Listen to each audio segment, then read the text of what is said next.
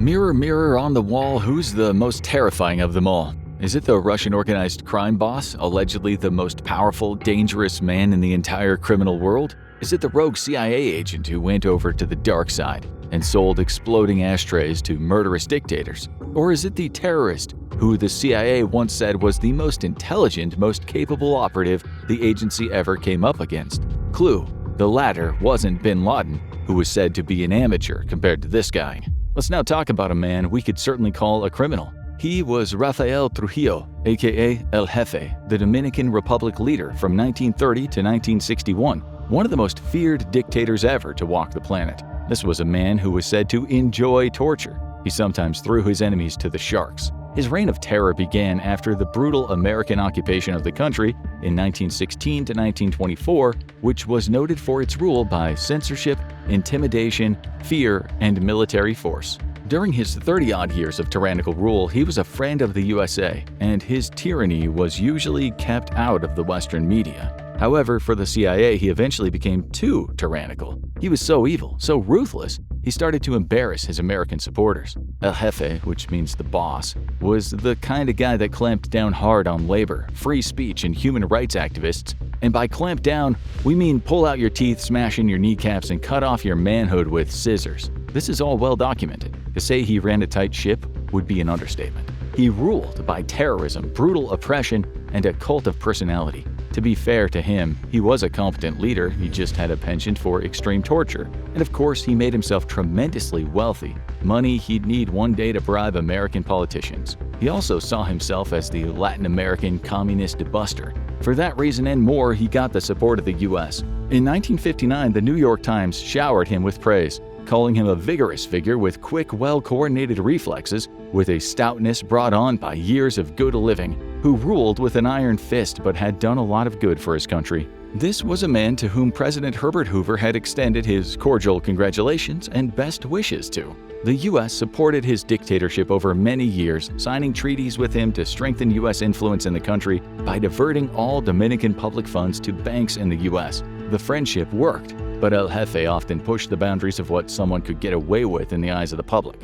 One of his main enemies was Jesus Galindez, an activist and academic who wrote scathing papers on the brutality happening in the country. Galindez got out of the Dominican Republic and went on to live in the U.S., where he taught at Columbia University in New York. Even before he entered the U.S., he'd been an FBI asset, informing the agency about what he knew about former Nazis hiding out in Latin America. This was before the CIA took over this kind of thing. FBI boss J. Edgar Hoover, who'd once argued that the CIA didn't need to exist, is said to have valued Mr. Galindez. Indeed, a declassified FBI document said Galindez was an invaluable informant, and his reports were extremely detailed, accurate, and thorough. He was paid a handsome $125 a month by the FBI. All was going well until Galindez, always the activist, published a 750-page dissertation on El Jefe's brutal rule. He knew this was dangerous, but he did it anyway.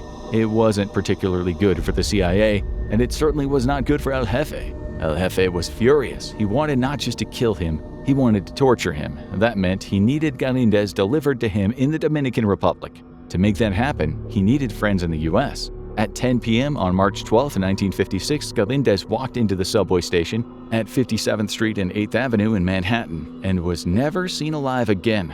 It was huge news at the time. Galindez was well known to the American public. CIA Director Allen Dulles, for reasons you'll soon understand, pressured NYPD Intelligence Bureau officials to take care of the case. Dulles had his journalist contacts write misinformation about Galindez running away with $1 million of CIA cash. They called him a witting tool of the communists. He was far from a communist, but his anti-El Jefe stance could be perceived that way. We now know that Galindez was spirited away and forced into the back of a limousine, where an American nurse drugged him. He was then thrown onto a plane and delivered to El Jefe on a platter. But first, have you ever thought about creating a website but felt overwhelmed by the process? Maybe it seemed too expensive or required too much technical know-how. Well, not anymore. Thanks to the sponsor of today's video, Odoo, and they're making website creation easier than ever before. With Odoo's website builder, creating a professional site is fast and simple, giving you everything you need in just a few clicks. A website is essential for building a brand, whether you're a small business owner, freelancer, or hobbyist. It helps people discover and trust you. And Odoo makes getting started a breeze. Their simple drag-and-drop interface lets you design your site effortlessly with no coding required. And it has built-in AI tools that help with text generation and editing. Need something rephrased to sound more professional? Or maybe a quick boost to your word count? No problem, Odoo's got you covered. But the best part, your first app is completely free, for life. And that really does mean free, no hidden charges. Odoo includes unlimited hosting, customer support, and even offers a free custom domain for your first year. So if you've been holding back on starting a website, now is the perfect time. Head to the link in the description, sign up for Odoo's free website builder, and see how easy it can be to bring your ideas to life. So give it a try today and create the website you've been dreaming about. Reports say he was tortured and then thrown into a vat of boiling water, after which what was left of him was thrown to the sharks. Well, that's one version. Another version came from the nurse, Miss Ana Gloria Vieira. She testified that she'd been told that the man she drugged was a cancer patient. She said that El Jefe shot Galindez after telling him, "Your life now is as worthless as an empty page in that book you were writing." This was a brave woman going against El Jefe. She spent a short time in prison, and then in August 1956, as the New York Times reported, her battered body was found at the bottom of a ravine off a highway some 30 miles from the Dominican capital. Her body lay all bashed up in a burned-out car. According to her friends, she didn't know how to drive and had no need for cars. The plane that flew Galindez to the Dominican Republic was flown by a 23-year-old American pilot named Gerald Murphy. One day, Murphy's car was found dumped and Murphy was missing. It turns out he talked to friends about possibly blackmailing El Jefe since he found out who the guy was on his plane that day. Witnesses later said in the court case that El Jefe's men had put a rope around Murphy's neck and hauled him up on a pulley, killing him.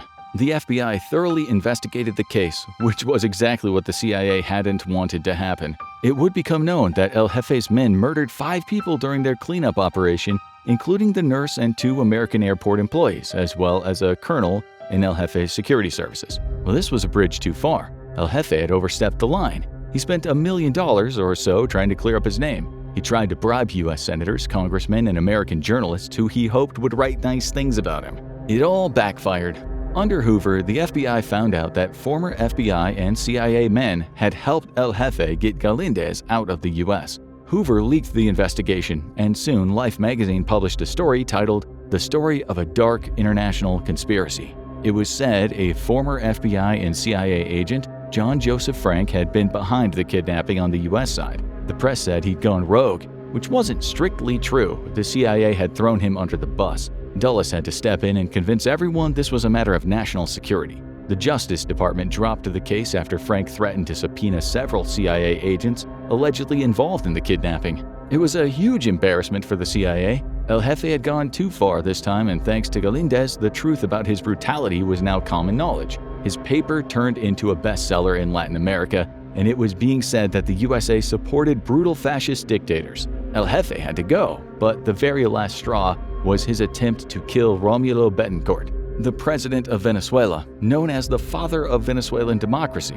El Jefe tried and failed to murder him with a poisoned syringe. Again, he'd gone too far. U.S. President Dwight D. Eisenhower subsequently gave the green light to liquidate El Jefe.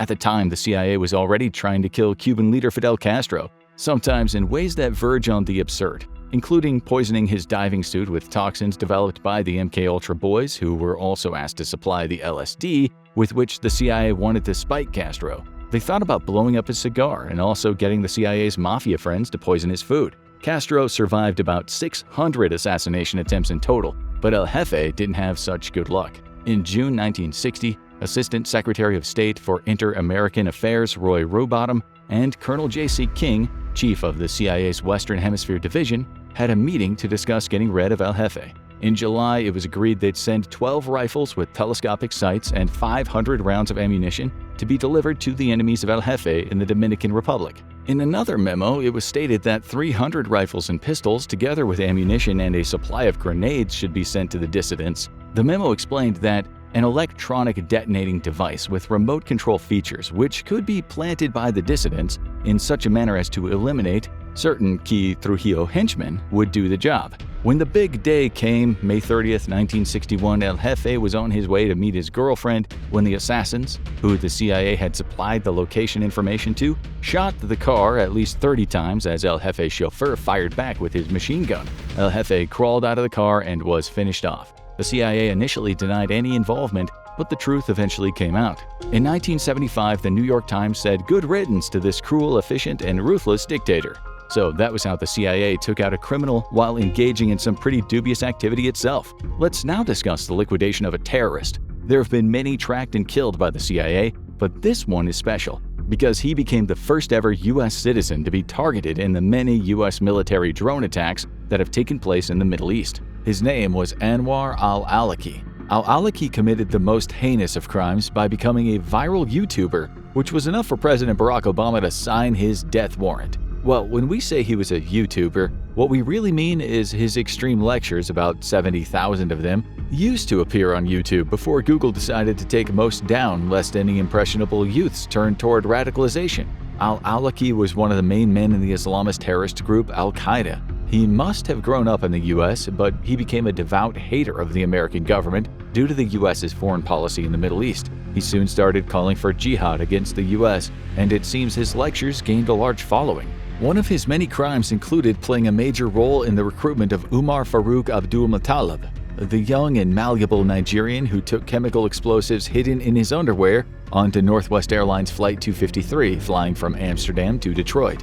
The plane was carrying 279 passengers, 8 flight attendants, and 3 pilots. The plan was to kill them all. Abdul Muttalib so very nearly succeeded but only ended up burning himself when trying to detonate the bomb about 20 minutes before landing. This was the kind of man Al-Awlaki was, someone who wanted to blow up hundreds of innocent people. He promised his followers who agreed to die for the cause, the martyrs, that they'd be sent to paradise. Due to his many followers and his trainees, he was connected to 9/11, the London subway bombing, and some of the major terrorist crimes. His texts and videos were likely watched by all prospective bombers. He was, in short, the best recruitment specialist a group of violent religious fundamentalists could hope for. He was the original terrorist online influencer, marketing his most cherished product, death. A Hellfire missile put an end to his life on September 30th, 2011, in Al-Jaf Governorate, Yemen. Samir Khan, an American citizen born in Saudi Arabia, believed to be behind Al-Qaeda's English-language web magazine Inspire, was also killed in the attack.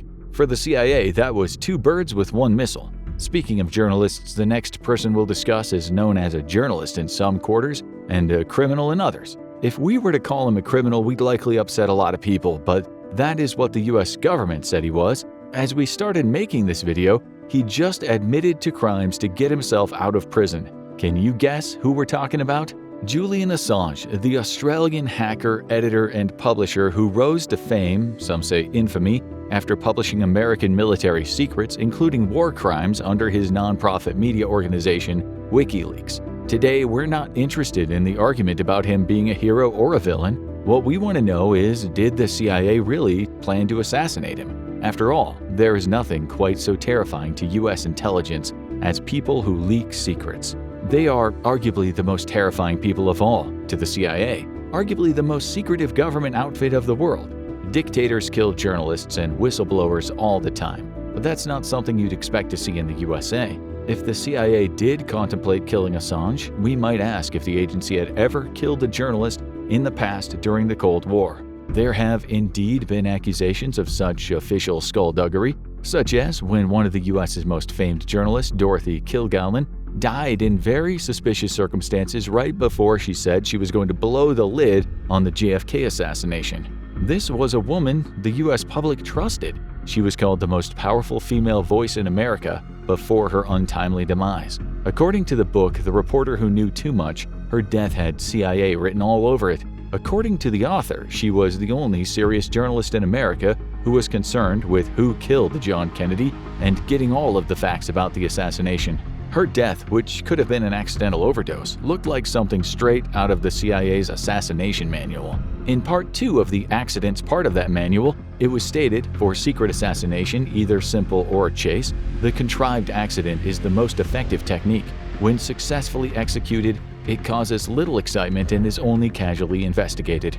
In the drugs section, it was stated, If the subject drinks heavily, morphine or a similar narcotic can be injected at the passing out stage, and the cause of death will often be held to acute alcoholism. That is kind of what happened to Dorothy, even though it was later said that she was not an alcohol or prescription drug abuser. In those days, careful people fell off of buildings, non-drivers crashed cars, and teetotalers drank themselves to death. Still, if there is a mystery surrounding Dorothy's death, it's never been fully unraveled. Even so, the assassination manual in itself shows us the CIA was certainly prepared to get its hands dirty, which makes the Assange assassination plots all that more believable. It still sounds outrageous that the US government in the 21st century would have considered killing such a high-profile figure as Julian Assange. But here was a man who had caused a firestorm in Washington. The leaks showed a different side to the US at war. They showed the public how the CIA had worked on weeping angel bugs to spy on people who used Samsung televisions. It was a huge embarrassment when this stuff came out. The Guardian wrote that the CIA was so infuriated about the leaks that indeed plans were discussed to abduct and murder Assange. He was holed up at the Ecuadorian embassy in London at the time. The fury that seems to have led to the plan to kill him was mostly over the leaks known as Vault 7. 8,761 documents, some of which were incredibly sensitive, such as information about how the CIA was perhaps planning to meddle in the 2012 French presidential election. It could have been standard intelligence gathering, but the documents certainly had an air of election interference about them. On the 13th of April 2017, the CIA director Mike Pompeo said WikiLeaks qualified as a hostile intelligence service, and for that reason Assange was now fair game. Plans were drawn up to spy on WikiLeaks members and stir up trouble within the organization by creating internal discord. One of the oldest intelligence tricks in the books, the divide and conquer method. A national security official explained that Pompeo and his men were seeing blood, and various plans were made regarding how the assassination could go down. A shootout with Kremlin operatives in the streets of London was a possibility if Assange was taken to board a plane to Moscow. The US had heard alarming reports that indeed Assange was going to be sneaked out of England. Some of the other schemes included shooting the tires of Assange's escape plane, or shooting up the car that took him to the airport, and then grabbing him in the street. Had this happened and the CIA been found out, it would have caused global outrage. The agency, it seemed, came to its senses, and it's not certain if the CIA would have gone through with it. Nonetheless, Assange's lawyer said, "As an American citizen, I find it absolutely outrageous that our government would be contemplating kidnapping or assassinating somebody without any judicial process simply because he had published truthful information." Okay, so let's move on and talk about a more typical kind of bad guy. On February 26, 1993, a woman named Lolita Jackson was sitting at her 72nd floor desk in the World Trade Center when suddenly the desk started to shake. She heard a boom, and then soon smoke started to emanate from the elevator shaft. She and scores of other workers started to make their way down the stairs, trying not to choke on the smoke. Someone had tried to blow up the building. The USA was under attack. 6 people died that day, including a pregnant woman. Another 1,000 people were injured. Mrs. Jackson was okay, and she was okay again in September 2001 when she escaped the same building when the planes hit. Things could have been worse in 1993. The 1,336-pound bomb, which was left in a van in the underground parking garage of the Northern Tower, was supposed to cause such a powerful explosion that the North Tower would collapse onto the South Tower. 6 men connected to Al-Qaeda were arrested. It was then discovered during the trial that the men had hoped around 250,000 people would die when the towers collapsed. This was apparently revenge for the US's support for Israel against Palestine. It was good fortune that only 15 people were directly injured in the blast. 20 others had cardiac issues due to the shock and the subsequent panic of getting out of the building. Just over 100 firefighters and police received minor injuries after dealing with the fire.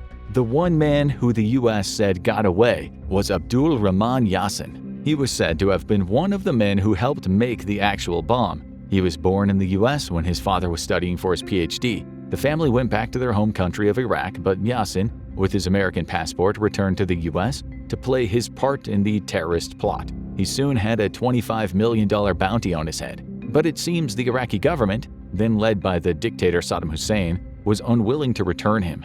In 2002, Yassin was in custody in Iraq when a CBS journalist was able to interview him. The journalist asked, "Did you know you were on a most wanted poster in the United States?" "Yeah," replied Yassin. He said he had been brainwashed into becoming a terrorist. "I'm very sorry for what happened," he said, explaining that he'd almost been caught when the FBI came to his house and interrogated him, at which point he had an epileptic fit. The FBI let him go, and off he went to Iraq. The CIA still wants him, but it's unlikely they'll ever get him. Okay, it's about time we had a woman on this list. Her name is Joanne Chesimard, but she now goes by the name Assata Shakur. This woman, who was actually the aunt of the late rapper Tupac Shakur, made a name for herself in the 1970s as a member of the Black Liberation Army, an offshoot group of the Black Panthers who were involved in various crimes including robbery, hijacking, bombings, and murder. Their express aim was to take up arms for the liberation and self-determination of Black people in the United States. They called themselves an enemy of the U.S. government, which made them an enemy of the CIA. Even today, Chesimard is on the FBI's most wanted list. She was involved in numerous shootouts with American cops, quickly building a rap sheet with charges of murder, attempted murder, armed robbery, bank robbery, and kidnapping. When she was 26 in 1973, her name appeared in the New York Times on May 3rd. The article said a state trooper and former information minister for a New York faction of the Black Panthers were killed. That leader was Chesimard. She was shot twice, but survived in serious condition. She'd apparently been on her way to a hideout when her car was pulled over for traveling a little over the speed limit. Soon guns started blazing, and out of the melee came Miss Chesimard, walking toward one of the cops, her arms dripping blood, held high in the sign of surrender. She was tied to numerous serious crimes throughout the U.S., but there's a chance that the FBI had perhaps been somewhat liberal with the accusations. That didn't mean that Chesimard wasn't a dangerous woman. She most certainly was. She was a one-woman wrecking machine. Still, these were the days of the FBI's COINTELPRO program, where the Bureau spied, lied, and set people up, and occasionally neutralized them. In 1974, Chesimard gave birth to a child during her trial, a trial that would have many twists and turns, but ultimately lead to her being sentenced to a minimum of 25 years. This would take her to Rikers Island Correctional Institution for Women, where she spent many months in solitary. On November 2, 1979, she escaped the Clinton Correctional Facility for Women in New Jersey with the help of 3 members of the Black Liberation Army who'd snuck in .45 caliber pistols and some dynamite. They took 2 correction officers as hostages and in a stolen van drove off into the sunset. No one was hurt in the escape, but the FBI was livid, making Chesimard the most wanted woman in the U.S. And that's when she fled to Cuba, where she knew she'd be granted political asylum. For fugitives wanted by the Americans, Cuba was the place to go in those days. The Cuban government helped Chesimard get a house and even gave her $13 of daily survival money. To rub it in, she publicly hailed Cuban leader Fidel Castro as a hero of the oppressed. Her 1987 book, Assata, an Autobiography, was very popular among the Cuban public. For the FBI and the CIA, she was an arch criminal. To others, she was a heroine, even if she was a cold-hearted killer. In 2014, The Guardian asked, is she still such a threat to the U.S. security that she warrants a $2 million reward for her capture?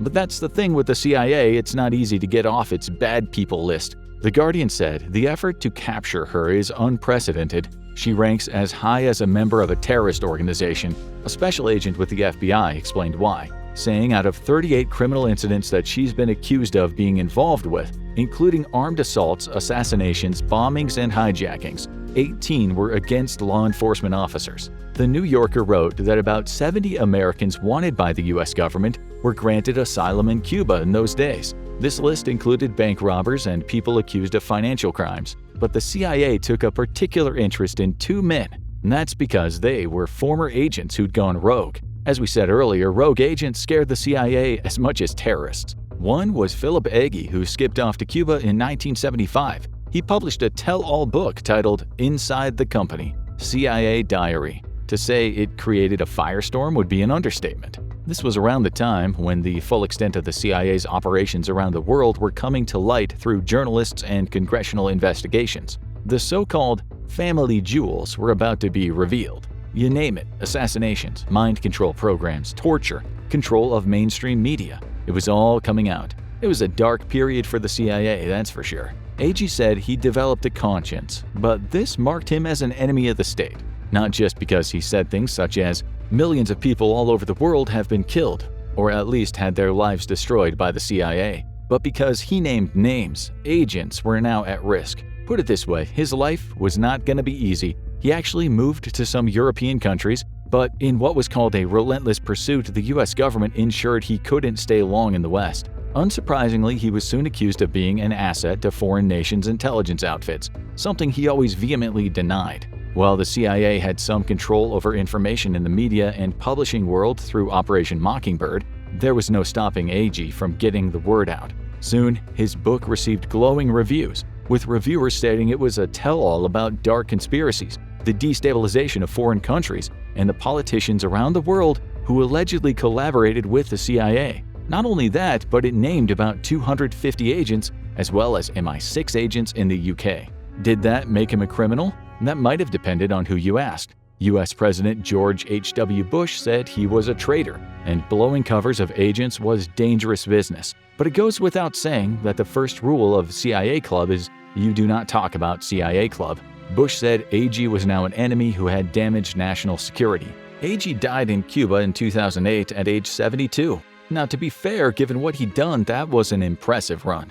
Another agent who turned his back on the CIA was Frank Terpil. He started with the agency in the Technical Services Division in 1965. That was the place where the cool weapons were made, such as pens that could spit out poison and kill political leaders. It was the James Bond-esque part of the agency, where mind control and fancy gadgets were developed. Unlike Agee, Terpil didn't suddenly discover he had a conscience. He went the other way. He started working for dictators, including Muammar Gaddafi of Libya. The Guardian once wrote about Terpil's work in Libya, saying he would ship arms and source the gadgets, including exploding briefcases and ashtrays, to deploy against the leader's enemies. He also did a bit of business with the incredibly ruthless Idi Amin of Uganda. Amin seemed to like him, giving him the nickname White Lightning. Another of Terpil's sidelines was selling arms to the Shah of Iran, whom the CIA, with British help, had put into power after they'd become somewhat flustered by Iran's previously elected leader, the supposedly incorruptible Mohammad Mossadegh,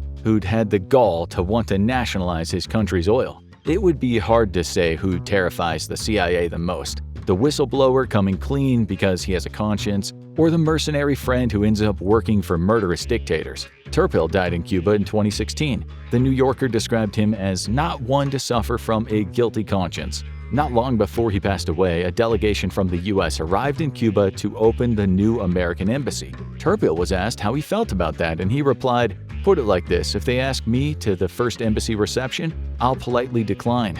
These men, while a pain in the backside for the CIA, were relatively small fish in a big pond. This next man on the list is arguably the biggest fish in the dirtiest pond. Semyon Mogilevich, a Jewish, Ukrainian-born Russian organized crime boss, is said to be the boss of bosses. He's the top dog in the world of Russian crime, running what the FBI says is a multi-billion-dollar empire. There is barely a crime that exists that his tentacles haven't touched, making him an archenemy of the CIA. Admittedly, he wouldn't look out of place at the back of a pizza parlor twirling dough around his finger while whistling Russian folk songs. Now, don't be fooled by the looks. The FBI says this guy's literally the most powerful and dangerous gangster in the world. Forget the Mexican cartels, forget the Italian mafia. Mogilevich is said to have his fingers in crime pies that span the planet. Whether it be drugs, human trafficking, prostitution, arms dealing, assassination, white-collar crime, computer hacking, and extorting politicians to do his bidding. To say he has friends in high places would be an understatement. The Daily Telegraph in the UK said its investigations showed how he has ties to the Russian leader, Vladimir Putin. The information came from the former KGB officer Alexander Litvinenko, who went to the UK to blow whistles and ended up eating one of Putin's poisoned polonium pies. You would not be surprised to hear that Mogilevich also has connections throughout Ukraine, the country that before the present war was often referred to as the most corrupt country in Europe. Mogilevich is said to have been on friendly terms with the former head of the security service for Ukraine and Alexander Turchinov, who was the acting president of Ukraine in February 2014. WikiLeaks documents also state that Mogilevich had ties to Yulia Tymoshenko, Ukraine's former prime minister. Her former business partner, Pavlo Lazarenko, also a former Ukrainian prime minister, has some dark stains on his record too. In the late 1990s, he was convicted in the US on charges of corruption, fraud, and money laundering to the tune of billions of dollars. If Mogilevich really is friendly with such people, he keeps some powerful company. Suppose he were to put on a party and invite all his friends, In that case, the guest list would apparently also include members of Al-Qaeda, the Italian-American Mafia, the Camorra in Italy, Russian gangsters and oligarchs, and a lot of sketchy bankers and investors from all around the world. In the past, when he's spoken with Western journalists, he's denied everything, saying all those things he's accused of are fantasy. Investigators don't believe a word of it. They connect him with laundering billions of dollars, $15 billion or so that went through the Bank of New York for Russian mobsters in the late 1990s. He later went on to Hungary, where it said he took control of just about all major criminal enterprises. British intelligence has said that his crimes also include transporting weapons, including heavy-caliber weapons, and moving drugs and precious stones. The FBI and the CIA have said that he was behind the attempted assassination of the American journalist Robert I. Friedman, a failed execution contracted out by Mogilevich. The CIA said it had intel on this related to phone conversations. It's not certain where Mogilevich is right now, but if you know where he is, and you don't mind risking your life, there is $5 million up for grabs if you can provide information that leads to his arrest. Okay, so we are coming to the end. We'll finish with a double bill, 2 men wanted for the same crime, which is killing innocent people. But first, let's talk about the smartest terrorist the CIA has ever come up against. Well, that's according to some agents who spent years trying to track him down. He was Imad Mughnaya, said to have been the biggest terrorist threat to American lives in the entire world before a CIA Mossad operation led to him being blown up by a car bomb in 2008. He was a founding member of Lebanon's Islamic Jihad organization and was the number 2 in Hezbollah. He was a ghost for many, many years despite him being behind more bombings, murders, kidnappings, and assassinations than any terrorist the CIA had on its must-liquidate list. He was said to have been behind the 1983 Beirut barracks bombings, in which 307 people were killed, including 241 Americans, mostly Marines, 58 French military personnel, 6 civilians, and the 2 attackers who were all blown up by a truck bomb outside of the barracks. He was also said to have played a major role in the 1992 attack on the Israeli embassy in Buenos Aires, which killed 29 civilians. As you can imagine, he was a sought-after man. Former CIA agents have gone on record saying how difficult it was to track him down. One agent called bin Laden amateurish compared to Mughnaya. Another former CIA agent said he was probably the most intelligent, most capable operative we've ever run across, including the KGB or anyone else. His brains and his luck didn't save him in the end. As we said at the start, the CIA usually gets their man. Unless, of course, they're in Cuba. Or like Mr. Mogilevich, they can basically buy nations' political leaders. On February 12, 2008, Mughnaya had been at a party in Syria for the 29th anniversary of the Iranian Revolution, which was hosted by the Iranian ambassador to Syria, Ahmad Mousavi. The party went fine. Mughnaya left the building and walked back to his car, a Mitsubishi Pajero. Little did he know that a team of CIA and Mossad agents had replaced his spare tire with a tire packed with explosives. According to the Washington Post, CIA agents had gotten his location, and a Mossad agent detonated the bomb. The type of bomb had been tested at a CIA facility in North Carolina, so it wouldn't cause collateral damage, one of the more controversial aspects surrounding the bombing of terrorists. It was a great success, but according to the Post, it verged on illegal. Not that this had ever stopped the CIA in the past. Still, the US was not at war with Syria, and it should probably have not been blowing people up there. Also, car bombs are a violation of international laws. A defense official said Mughnaya was fair game, explaining the decision was we had to have absolute confirmation that it was self-defense. After all, this was a man who would at some point have blown up more people. So now the last one. A double act involving 2 men, whom the CIA would very much like to find. Their names are Mohammed Ahmed al-Munawar and Wadaud Mohammed Hafiz al-Turki. We imagine these names don't ring a bell with most of you, but trust us, there are people in the US intelligence agencies who have pulled their hair out trying to find these men. On September 5, 1986, they boarded a Boeing 747-121 while it was on the ground in Karachi, Pakistan, having just been to Bombay, India. There were 4 of them in total, all belonging to the Abu Nidal organization, now a defunct group linked to the Palestinian Liberation. As soon as they boarded the plane, they shot guns in the air and they showed everyone a briefcase packed with grenades. As the 12 cabin staff were just putting everything in order, the men dressed up as airport security ran up the stairs and started screaming at everyone. One of the men grabbed the cabin crew and with the gun to her head demanded that she take him to the cockpit. When they got there, the pilot and co-pilot were gone. They'd already fled. It might sound at first a little cowardly, but it was the right thing to do, otherwise they could have forced the pilots to fly the plane and possibly crash it into a populated area. The original plan was not to actually crash the plane, but get the pilots to fly to Cyprus and Israel, where some of their brothers in arms were in prison. They'd demand their release, and if their demands were met, they would give up the plane before anyone was injured. It didn't happen that way. It turned into a Hollywood movie, one with a very unhappy ending. The hijackers, upset at the sight of an empty cockpit, demanded new pilots board the plane. When their demands were not met, they took a 29-year-old American passenger named Rajesh Kumar out of his seat and put a gun to his head and pulled the trigger, after which they kicked his body off the plane. They obviously meant business. This changed everything. It showed that they were ruthless killers. One of the cabin crew later told the BBC. The hijackers soon had another bright idea. They would ascertain who on the flight was American. These men reviled the US for its support of Israel. Also, with American passengers at risk of death, the hijackers thought they'd get more bang for their buck. Luckily for the Americans, one cabin crew secretly collected and hid American passports. The hijackers didn't know who was American. With no Americans to threaten in front of the eyes of the world, the hijackers chose the next best thing, a British guy. He later said they roughed him up a bit with a few kicks, but nothing you didn't see in the pub every Friday night. You'll see soon why they didn't put a bullet in his head. The hijackers were now getting a little frustrated. They told the authorities that if pilots were not delivered, a passenger would be shot and killed every 15 minutes that the plane remained pilotless. The incredible brave cabin crew tried to keep the passengers from panicking, but it was obvious the terrorists were starting to lose the plot. They all looked incredibly stressed. The day turned to night. The power on the plane started to fade. Suddenly, the passengers were sitting in almost complete darkness. It was hard to see where the guns were pointed. The darkness seemed to freak out the hijackers. There was silence. Then, out of nowhere, one of the hijackers let out a war cry. The next minute, streaks of light were coming from the guns. It was utter chaos. Passengers screamed. Some slumped over, some cried. In the chaos, someone had opened the doors. Two of the cabin crew got onto the wing and jumped, breaking bones as they hit the ground.